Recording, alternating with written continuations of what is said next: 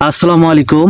আমাদের বাংলাদেশি ক্রিকেটার মুস্তাফিজকে ভারতের tournament IPL এ ডেকে নিয়ে গিয়ে অপমান করা হলো।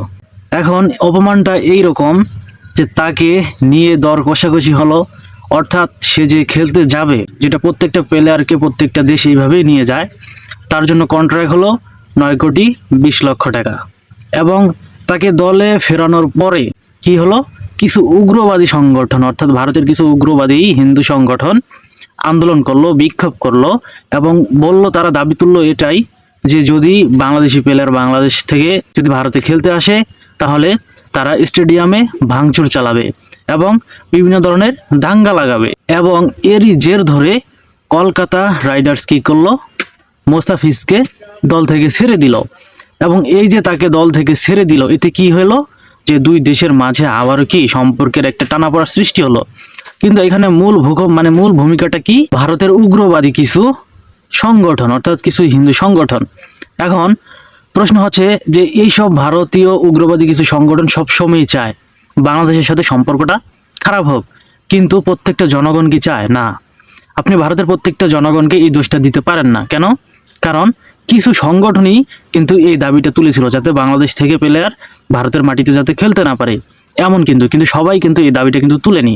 কিন্তু আপনাদেরকে একটা কথা বলতে চাই, অর্থাৎ ভারতীয় দাদাদেরকে একটা কথা বলতে চাই, আর সেই কথাটা হচ্ছে এরকম যে আপনারা যারা চান যে বাংলাদেশের সাথে ভারতের সম্পর্ক একদম বিচ্ছিন্ন হয়ে যাক অথবা বাংলাদেশের সাথে সম্পর্ক একদম খারাপ হয়ে যাক, তাদেরকে বলতে চাই যে আপনারা যে এটা চাচ্ছেন, আদৌ কি আপনাদের পলিটিক্যাল যে লিডার রয়েছে তারা কি আদৌ কি সেটা চাচ্ছে? না। তারা যদি ঠিক এমনটাই যদি চাইতো, তাহলে আপনার কিছুদিন আগের বিষয়টা যদি আপনি লক্ষ্য করেন যে বাংলাদেশের সাবেক প্রধানমন্ত্রী খালেদা জিয়া যখন মারা গেলেন, তখন কেন আপনাদের পররাষ্ট্রমন্ত্রী জয়শঙ্কর তিনি কেন বাংলাদেশে আসলেন? যদি এরকমই হতো তাহলে তো নিচু লেভেলের কাউকে তো তিনি বাংলাদেশে পাঠাতে পারতেন এরকম একটা সময়ে। কিন্তু না, এখানে আপনাদের দেশের পররাষ্ট্রমন্ত্রী নিজে আসছে এবং অনেক কথাবার্তা বলেছে। এখন আপনাদের যেটা ভাবতে হবে, অবশ্যই বাংলাদেশের সাথে সুসম্পর্ক কিন্তু স্থাপন করার জন্যই কিন্তু ভারতীয় পলিটিক্যাল লিডারেরা কিন্তু শেষ পর্যন্ত বাংলাদেশে আসছে।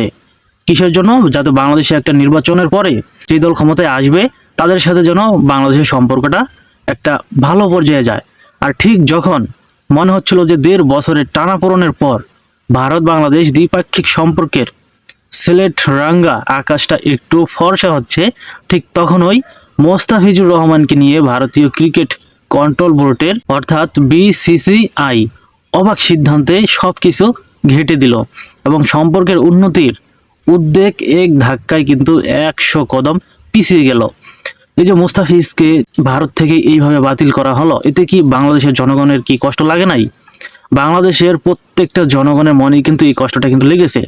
এবং দুই দেশের রাষ্ট্রপ্রধানেরাই কিন্তু চাচ্ছে যে ভারত এবং বাংলাদেশের মাঝে সম্পর্কটা একটু স্বাভাবিক হোক, অর্থাৎ অনেকদিন থেকে যেহেতু টানাপোড়া চলতেছে, এই সম্পর্কটার একটু অবসান ঘটুক।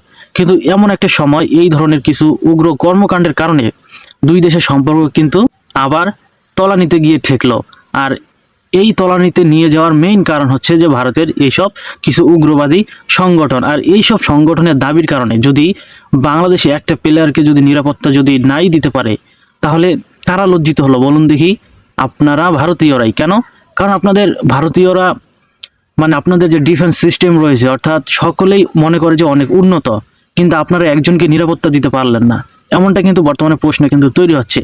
এবং এতে কিন্তু আপনাদেরকেই কিন্তু দুর্বল ভাবা হচ্ছে, অর্থাৎ আপনাদের কিছু কার্যক্রমের জন্যই কিন্তু আপনাদেরই কিন্তু এটা কিন্তু অপমান করা হচ্ছে এই ধরনের কর্মকাণ্ডের কারণে। তাই আসলে মুস্তাফিজকে অন্তত বাদ দেওয়ার কারণে আসলে এমন ডিসিশন নিতে হলে অবশ্যই ভালো করে বিষয়টা ভেবে দেখা উচিত ছিল। তবে ভারতের কিছু সংবাদ মাধ্যম কিন্তু এই বিষয়টা কিন্তু প্রচার করতেছে ঠিক এইভাবেই, যে আসলে ভারতের যে রাজনৈতিক দলগুলো রয়েছে তারা কিন্তু এই বিষয়টা জানে না, অর্থাৎ তারা নাকি এই বিষয়টা জানে না যে আসলে ভারতের যে ক্রিকেট বোর্ড রয়েছে বিসিসিআই, তারা এমন সিদ্ধান্ত নিয়েছে, কিন্তু এই সিদ্ধান্ত সম্পর্কে আসলে ভারতের রাজনীতিবিদরা কিন্তু এই বিষয়টা জানতো না। এমন কিন্তু নিউজ কিন্তু ভারতেই কিন্তু করা হচ্ছে, কিন্তু আদৌ কি এমনটা? আসলে এমনটা কি না, সেটাই আসলে ভেবে দেখার বিষয়। তবে শেষ পর্যন্ত আসলে কি হয় সেটাই সবচেয়ে বড় বিষয়। এবং ভিডিওটি যদি গুরুত্বপূর্ণ মনে হয় অবশ্যই আপনি অন্যকে দেখার জন্য শেয়ার করে দিতে পারেন। এবং প্রতিনিয়ত গুরুত্বপূর্ণ আপডেটগুলো পেতে অবশ্যই আমার এই চ্যানেলটি সাবস্ক্রাইব করে পাশেই থাকবেন। ধন্যবাদ।